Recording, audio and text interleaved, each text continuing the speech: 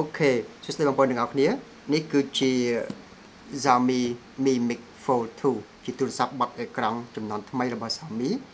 វាគឺជា version ចិនទេឥឡូវនេះយើងបើកប្រអប់ទាំងអស់គ្នាអូ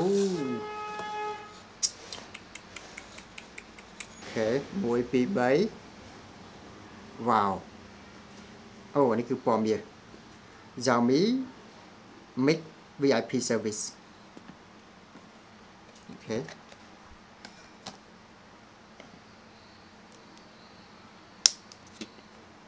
នេះគឺជាទូរស័ព្ទខ្ញុំដាក់ម្ដងសិនប្រអប់នៅតែមានអូខេគេធ្វើខ្សែទាញតំណងមកគេឆ្វាច់បាត់អូខេ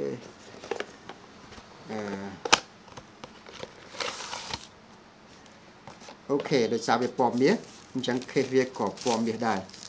wow it's cool ពណ៌មាសហើយមាន kick stand ទៀតអូខេ cool អូខេ USB ខ្សែសាកមួយ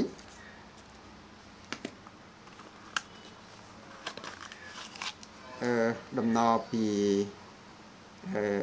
USB Type C ទៅរុនកាស 35 mm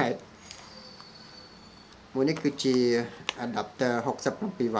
មិនមើលទេ adapter ដូចតែគ្នាអូខេ67 W ដូចតែគ្នា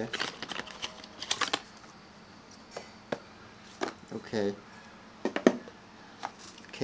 តែនេះមកមើលទូរស័ព្ទម្ដងអូខេមានស៊ីលវាទៀតនេះ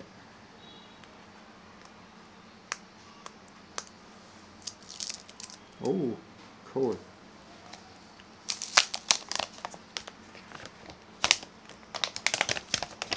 អូខេ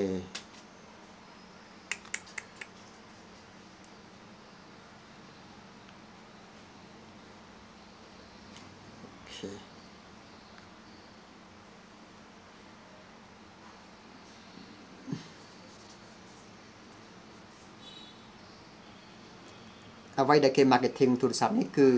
ទូរស័ព្ទនេះមានកម្រាស់ស្ដើងមែនទែនវាពិតជាស្ដើងមែនទែនអូខេសូមតេស្តមួយរយៈហើយវីដេអូ review ពេញនឹងចេញឆាប់